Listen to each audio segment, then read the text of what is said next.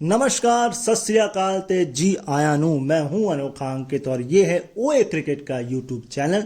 यहां बात होती है सिर्फ और सिर्फ क्रिकेट की।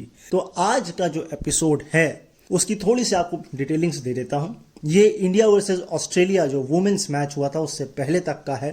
कुछ खास मैचेस पर मैंने अपना रिव्यू दिया है, थोड़े बहुत स्टैट्स हैं, तो आपको उम्मीद है पसंद आएगा। तो बहुत ज़्यादा आपसे बात नहीं करूंगा, लेकिन चलिए सुनते हैं और उसके बाद मैं आपसे आकर जरूर आज थोड़ी सी बात करूंगा। Thank you. करते हैं T20 वर्ल्ड कप से, क्योंकि इस वक्त ये सबसे ज़्यादा चर्चा में है और बहुत से रीजंस से चर्चा में है। एक एक कर बात करेंगे। शुरुआत कर रहे हैं हम women's T20 world cup 2024 UAE से। दरअसल UAE नहीं है, वो है तो बांग्लादेश, अगर हो यूएई में रहा है तो उसको टेक्निकली हम बांग्लादेश ही बोलेंगे। खैर, शुरुआत हुई, आगाज हुआ। मैच था बांग्लादेश वर्सेस स्कॉटलैंड। स्कॉटलैंड पहली बार खेल रही थी और आपको पता ही होगा कि इतना ज़्यादा जो है उन पर लोगों को भरोसा भी नहीं होगा, और दूसरी बात वो भी थोड़ा नर्वस होंगे। वो नज़र भी आया उस मैच में, वो नज़र भी हमको आया। उनमें दो अभी नाम उनके नहीं याद हुए हैं, क्योंकि अभी वो बिल्कुल नई नवेली टीम है, बहुत ज़्यादा। लेकिन जो क्रिकेट को बहुत क्लोजली फॉलो करते हैं उनको कुछ ना कुछ तो उनके बारे में पता होगा। जैसे मुझे पता लगा, वहाँ एक खिलाड़ी हैं, उनकी स्ट्राइक रेट पूरे साल भर 158 की, कमाल है। एक की 118। एक खिलाड़ी डाउन द ऑर्डर आई, उनका जो चौका मारने का जो परसेंटेज है वो सिर्फ 13% है। तो एक मिलीजुली टीम थी, दो बहनें खेलती हैं ब्राइट, उसमें से एक कप्तान भी हैं, विकेट कीपर हैं, एक खिलाड़ी हैं। सो ये बहुत सारी चीज़ें पता लगी स्कॉटलैंड के बारे में, बट उनका ये स्टिंट तो अच्छा नहीं रहा। आयरलैंड थी नहीं इस बार। अगर मैं एसोसिएटेड टीम या वो टीमों की बात करूं जो क्वालिफाई करती हैं, है ना। अब मैं सुन रहा था कि वर्ल्ड कप के दौरान कि अभी तो आपको 10 टीमें दिख रही हैं। अगला वाला जो वर्ल्ड कप होना है, जो कि शायद इंडिया में होगा 26 में, वैसे मेंस का तो इंडिया में ही है, वुमेन्स का कहाँ है मुझे कंफर्म नहीं है, मैं कर लूँगा। ऑल्दो उसमें 12 टीमें होंगी और उसके बाद जंप करेंगे तो वहाँ पर 14 टीमें होंगी। मैं वेन्यू सुन रहा था, बट वेन्यू स्किप हो गए हैं। खैर, इसके अलावा उस मैच में मुझे जो 2-3 फैक्ट्स पता लगे वो मैं आपको बता देता हूँ। दरअसल 10 साल के बाद, जी हाँ, वुमेन्स की बात हो रही है बांग्लादेश की, 2014 में बांग्लादेश ने होस्ट किया था वुमेन्स T20 वर्ल्ड कप, और अब 10 साल बाद वो होस्ट करा। पता नहीं आगे कब उनको बेचारों को मिलेगा, क्योंकि जो कंडीशंस हैं बांग्लादेश में जो रहीं उसके तहत ये मैच शिफ्ट करना पड़ा, वो पुरानी बात हो गई। खैर, तो 10 साल के बाद जीत मिली है T20 वर्ल्ड कप में वुमेन्स को। ये अपने आप में एक सोचने वाली बात है और चौंकाने वाली बात है। 2 मैच उन्होंने जीते थे जब वो 2014 का उन्होंने वर्ल्ड कप खेला था अपने घर पर, वुमेन्स ने। ये केवल वर्ल्ड कप की बात हो रही है, और अब फिर अपने ही घर पर जाकर के, क्योंकि अल्टीमेटली टेक्निकल तो उनका ही वर्ल्ड कप है, तो उन्होंने ये मैच जीता जाके, तीसरा मैच T20 वर्ल्ड कप में। ये तो हो गया फैक्ट नंबर 1। इसका कारण क्या है मैं आपको ऑलरेडी बहुत सारी चीजें बता चुका हूं। उनका ग्राउंड का एक इशू है, उनके पिचेस का इशू है, और मैंने पिचेस का इशू आपको तुक्के में नहीं मारा था, उसका आप कारण देख लीजिए। बांग्लादेश, जो फैक्ट मैं बता रहा हूं, जो बांग्लादेश वुमेन है उसका जो स्ट्राइक रेट है या रन रेट जो है खेलने का T20 में, वो सबसे स्लोएस्ट है, पावर प्ले में भी और डेथ ओवर में भी। लेकिन मिडिल ओवर्स में सेकंड स्लोएस्ट, यानी मिडिल ओवर फिर भी वो ठीक खेलते हैं। तो भाई खेलना पड़ेगा, जब आप शुरुआत में नहीं अच्छा खेलोगे तो मिडिल ओवर में खेलोगे, लेकिन मिडिल ओवर में फिर जब सेकंड स्लोएस्ट है तो सोच लीजिए फाइनल डेथ ओवर में स्लोएस्ट है, क्योंकि फिर विकेट गिर जाते हैं। वही चीज, सेम सिनेरियो यहां देखा। इसी से मिलता जुलता फैक्ट सुन लीजिए। बांग्लादेश की ओपनिंग स्टैंड T20 में अब जाके हाईएस्ट बनी है इस वर्ल्ड कप में, 26 रन की। इससे पहले 24 की थी। तो देखिए, ओपनिंग स्टैंड होना T20 में बहुत इंपॉर्टेंट है। 50 रन की भी अगर आप पार्टनरशिप कर लेते हैं ओपन स्टैंड की, तो उसके बाद मैच अपने आप आपकी आधा तो कब्जे में आ ही जाता है, क्योंकि फिर प्रेशर नहीं होता मिडिल ऑर्डर्स पर, मिडिल ओवर्स में भी। और जब आपके पास मिडिल ओवर में प्रेशर नहीं होगा तो आप डेथ ओवर्स में बहुत खुल के खेल सकते हैं। ये तो हो गया एक अगला फैक्ट। नेक्स्ट, जो कि पहले मैच में नर्वसनेस दिखी, 13 कैच, लिटरली पूरे मैच में 13 कैच ड्रॉप किए गए दोनों टीमों की तरफ से। मैं बता रहा हूं आपको। स्कॉटलैंड का तो समझ में आता है, लेकिन बांग्लादेश, चलिए अच्छा, सबसे बड़ा इस वर्ल्ड कप का इशू ये है जो कि कंसर्न किया गया, एक तो पिच स्लो है, ठीक, दूसरा पिच स्लो के साथ आउटफील्ड भी स्लो है। लेकिन ये बात गलत साबित हो रही है कुछ कुछ मैचों में। New Zealand, Australia, England, south Africa और इंडिया ने भी ये काम फाइनली कर ही दिया। तो जो टीमें, अब इसका कारण क्या है, ये उन लोगों के लिए है जो पहली बार सुन रहे हैं, वो ये है कि वुमेन्स क्रिकेट होता है, अब तो फिर भी बहुत होता है, लेकिन उतना नहीं होता है। बड़ी टीमें ही अब मैचेस खेलती हैं, ऑस्ट्रेलिया, न्यूजीलैंड, इंग्लैंड, इंडिया, ये बड़ी टीम है। बाकी टीमों को अपना क्रिकेट और खेलना पड़ेगा। टेस्ट क्रिकेट ज़्यादा होता नहीं है, ठीक है, वनडे T20 ही होता है। ऑल्दो उनके स्तर को फ्रेंचाइज क्रिकेट ने सुधारा है, चाहे वो WBBL हो, चाहे वो WIPL हो, चाहे WCPL हो, है ना, और या द 100 हो, ठीक। तो ये था पहले मैच से आप लोगों के लिए, क्योंकि मैच में और कुछ था नहीं, एक तरफा मैच था एक तरीके से। लेकिन जो नेक्स्ट मैच था जिस पर मैं चर्चा करूंगा, मैं मैच बाय मैच नहीं चल रहा हूं, जो मुझे मैच याद में आ रहे हैं मैं उनकी चर्चा कर रहा हूं। पाकिस्तान वर्सेस श्रीलंका का मैच, ये मैच ऑल दो श्रीलंका को जीतना चाहिए था। चमारी आटापट्टू हैट्रिक के मुहाने पे थी, उनकी हैट्रिक हुई नहीं, वो मैंने सुनी थी, वो हो नहीं पाए। खैर, ऑल दो वो मैच जो था उसमें बहुत बड़ा टारगेट नहीं दिया था पाकिस्तान ने। ऑल दो जो सना है, उनकी जो कप्तान है फातिमा सना, उन्होंने बहुत अच्छा बाद में खेला और वो काफ़ी डाउन द ऑर्डर भी आती हैं, ऑलराउंडर है, बॉलिंग भी कराती हैं, कप्तानी की जिम्मेदारी भी है, फील्डिंग भी अच्छा करती हैं, बैटिंग भी अच्छा करती हैं। तो उन्होंने एक कम्पिटिटिव स्कोर दे दिया। लेकिन श्रीलंका का प्रॉब्लम यह है कि श्रीलंका बहुत रिलायबल है चमारी आटापट्टू पर, वो चल गई तो मैच आप जीत जाएंगे, और वो नहीं चली तो ऐसा प्रेशर बॉम्ब गिरता है श्रीलंका के ऊपर, तहस महस हो जाती है, खत्म ही हो जाती है और एक बड़े मार्जिन से हार जाती है।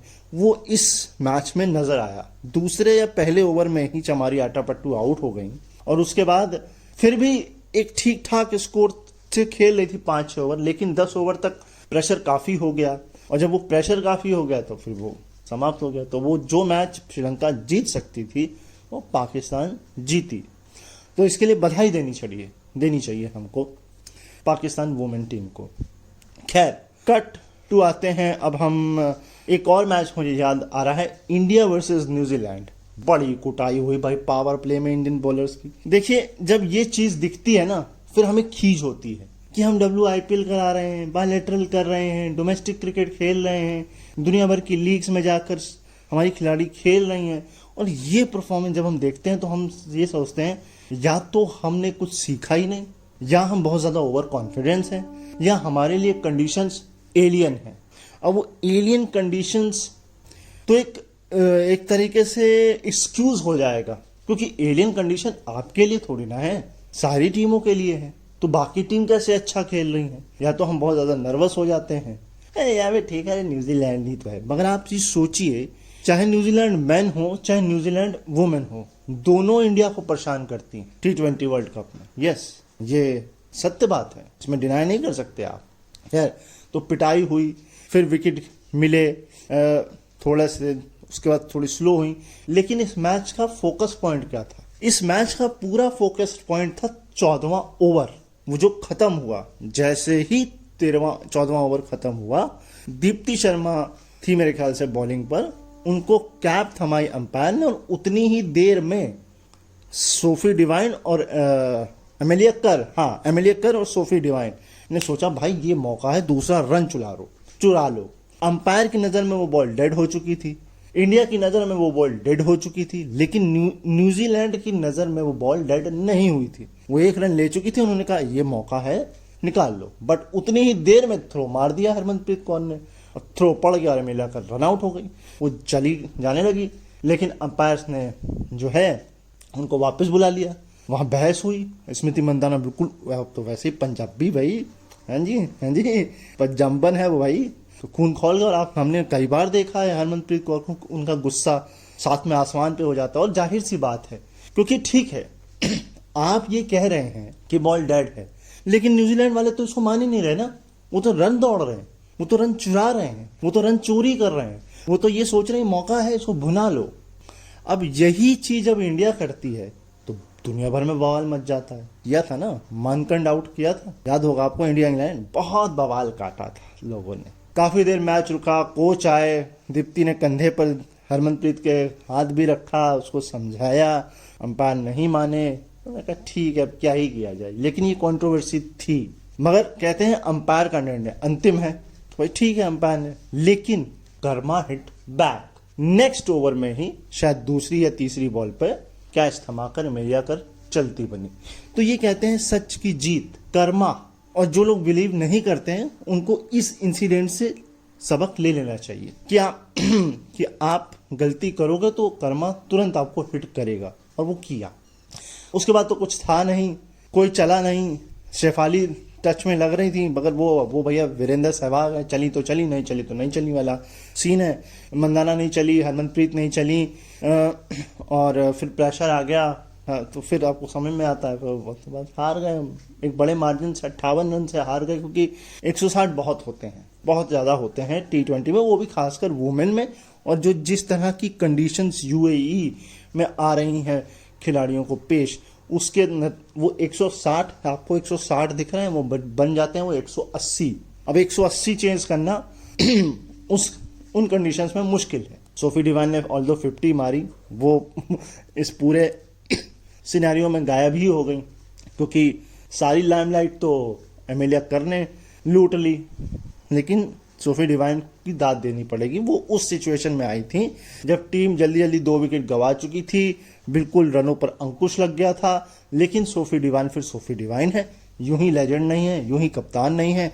और मैं सुन रहा था सोफी डिवाइन के बारे में कि जो पिछला वाला वर्ल्ड कप हुआ था जब वो बाहर हो गई थी, तो उनसे बस सिंपल सा एक क्वेश्चन जो पूछा था जर्नलिस्ट ने, जनरली पूछते ही हैं कि क्या रॉन्ग हुआ आपके लिए इस टूर्नामेंट में, तो पर वो फबक के रो पड़ी। और सही है। तो इस बार न्यूजीलैंड टीम उस मैच में ये दिख रहा था कि वो इस जज्बे के साथ आई है कि हमें अपना 100% देना है, जो होगा देखा जाएगा। और वो उन्होंने दिया। ताहू बहुत एक्सपीरियंस है, उनका बॉलिंग से बैटिंग सब कुछ एक्सपीरियंस्ड है ना। सो ये तो हो गई इंडिया वर्सेस न्यूजीलैंड के मैच की बात, क्योंकि इसके अलावा फोकल पॉइंट उसमें कुछ है नहीं। इंग्लैंड वर्सेस साउथ अफ्रीका की थोड़ी सी बात करूंगा, जरा सी, क्योंकि ज्यादा उसमें भी चर्चा करने लायक है नहीं। ऑल्दो साउथ अफ्रीका ने बहुत अच्छा स्कोर बनाया था, पहली 120 प्लस, इस मतलब 160 बन गया वो अलग चीज है, लेकिन अगर आप देखें तो 124 बनाया साउथ अफ्रीका ने। और इंग्लैंड के सामने एक चुनौती पेश की कि आप इसको चेज करिए, क्योंकि शुरुआत ठीक ठाक नहीं हुई थी इंग्लैंड की बांग्लादेश के खिलाफ। अगर मैं मैच की बात करूं तो वो बिलो पार स्कोर था जो उन्होंने बांग्लादेश के सामने, और बांग्लादेश के पास बहुत अच्छी अपॉर्चुनिटी थी कि वो मैच जीते। वो वही है ना, फिर बांग्लादेश है, प्रेशर नहीं है हो पाया उनसे, वो हार गए। साउथ अफ्रीका को एक तरफा तरीके से हराया इंग्लैंड ने, 2-2 उन्होंने अपनी जीत ले ली। इसके अलावा तो कुछ है नहीं इस वाले मैच में। मैच नेक्स्ट जो है इंडिया वर्सेस पाकिस्तान का मैच, ये एक और फोकल पॉइंट है। इसमें 2-3 फोकल पॉइंट है। पहला फोकल पॉइंट का है या फोकस पॉइंट का है, अब मैं फोकल क्यों बोल रहा हूं पता नहीं, खैर फोकस पॉइंट 2-3 है। पहला ये कि ठीक है आपने रिस्ट्रिक्ट किया पाकिस्तान को, अच्छे रनों पर रिस्ट्रिक्ट किया, बिलो 110 एंड ओवर 90 या 100, 104 या 102 के आसपास उन्होंने रोका पाकिस्तान को। लेकिन आपको पता है आप 58 रन के मार्जिन से हारे हैं और आपको अपना रन रेट सुधारना है, ठीक। तो आपको ये जो 105 हैं ये भी आपको 120 के 30 लग रहे हैं, तो आप कॉशियस होकर खेल रहे हैं। स्मृति नहीं, शेफाली वर्मा से लेकर के, या यूं कहें स्मृति मंधाना से लेकर के हरमनप्रीत कौर के बीच तक 58 कुछ गेंदों में चौका ही नहीं आया। इवन पहले मैच में कोई छक्का नहीं इंडियन ने मारा, दूसरे मैच में भी छक्का नहीं मारा, ठीक। चौके दूसरे मैच में मात्र 3 आए, उसमें भी शायद हरमनप्रीत ने बाद में मारे हैं, हरमनप्रीत से पहले 3 आए जो चूंकि शेफाली ने मारे, हरमनप्रीत ने मारे वो अलग कहानी है। लेकिन फील्डिंग अच्छी थी, बॉलिंग अच्छी थी, इसके लिए दाद देनी पड़ेगी पाकिस्तान को आपको कि आपने इस टारगेट के लिए भी इंडिया को तरसा दिया। क्योंकि जब स्मृति और शेफाली जैसे खिलाड़ी हों तो ये टारगेट आपको 10 ओवर में चेस कर लेना चाहिए ताकि आपका रन रेट सुधर जाए। नहीं सुधरा। लेकिन इससे भी कमाल की बात क्या हुई जो इस मैच में हुआ, वो ये हुआ कि हरमनप्रीत कौर शायद 2 रन रह गए थे, नहीं 4 रन रह गए थे शायद, ऐसे कुछ था, 4 या 2 या 4 रन, 2 रन थे शायद। हाँ। अब वो क्रीज पर थी, अब वो थोड़ा सा आगे हुई, एक पैर आगे करके, और जैसे पीछे उनकी गर्दन में मोच आ गई। ये तो अपने आप में कमाल की बात हो गई।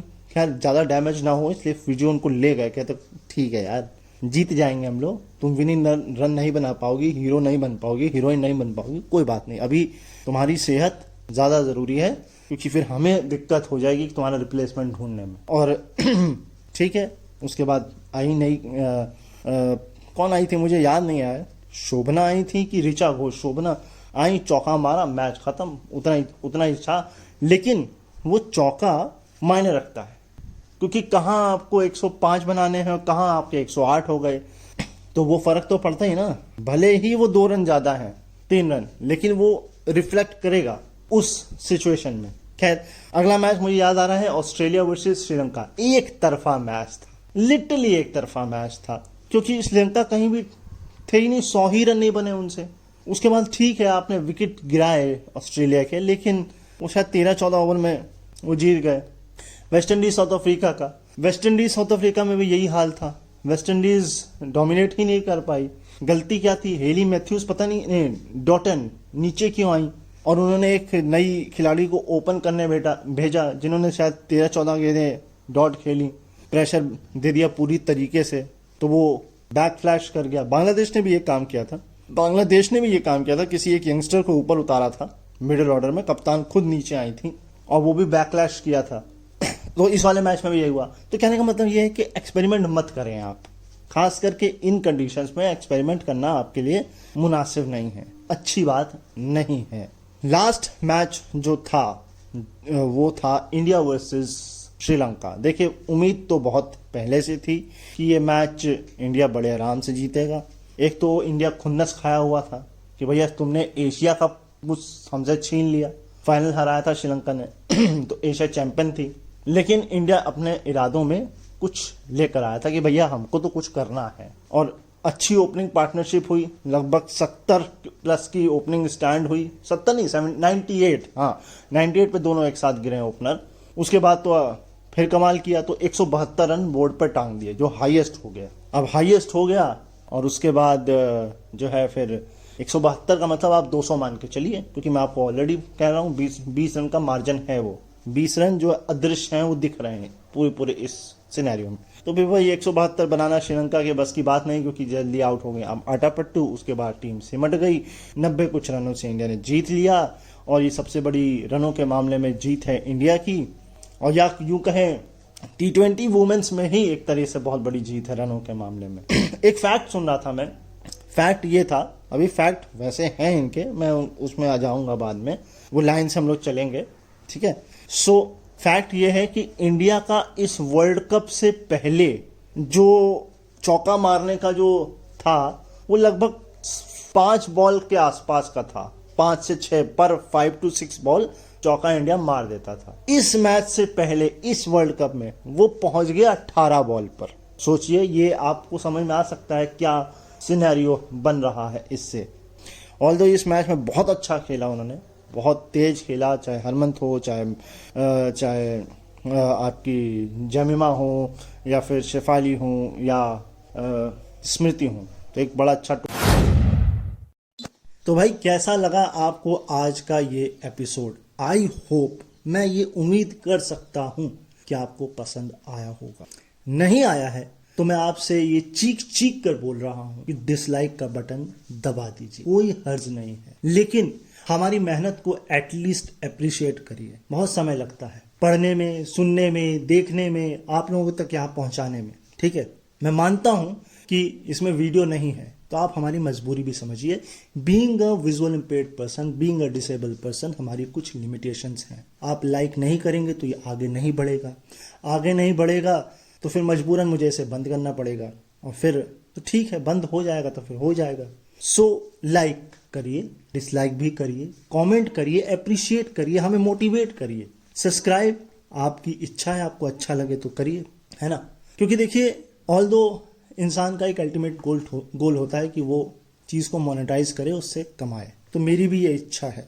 लेकिन बदले में मैं आपको जो दे रहा हूँ उसको आप अप्रिशिएट करें। जिस दिन मुझे इसमें जीरो दिखेगा लाइक, या जिस दिन मुझे ऐसा लगेगा कि यार ये तो वन वे ट्रैफिक चल रहा है, उस दिन मुझे मजबूरन इसे बंद करना पड़ेगा। इसमें सिर्फ मैं अकेला नहीं हूँ, इसमें मेरी एक ग्राफिक डिज़ाइनर है जो ये थंबनेल तैयार करती हैं, अपनी जॉब से समय निकाल कर तैयार करती हैं। सुबह 3 बजे भी कभी कभी उठ जाती हैं, रात में 12 बजे भी उठ जाती हैं, लेकिन वो टाइम पर भेज देती हैं। अब तो हमने आप लोगों के लिए ये तक कर दिया है कि मंडे और फ्राइडे ही हम आएंगे, ये भी नहीं कि हम ऐसा ही मुंह उठा के कभी भी आ जाएंगे, आएंगे भी 5 बजे के बाद, ये भी हमने बता दिया है। उसके बावजूद अगर आप लाइक कमेंट शेयर नहीं करेंगे तो फिर वो मोटिवेशन नहीं मिलती है, डिसअपॉइंटमेंट होती है। कमी जो है बताइए, क्या सुनना चाहते हैं बताइए, राय अपनी दीजिए, लेकिन बताइए। नेक्स्ट एपिसोड आपको मंडे को मिलेगा, second part England versus Australia के स्टैट्स। जी हाँ जी, तो सब्सक्राइब, लाइक, कमेंट, शेयर करिए, डिसलाइक भी कर सकते हैं। अपना ख्याल रखिए, मुझे अपने दिलों में याद रखिए। फिर मिलते हैं, तब तक के लिए नमस्कार।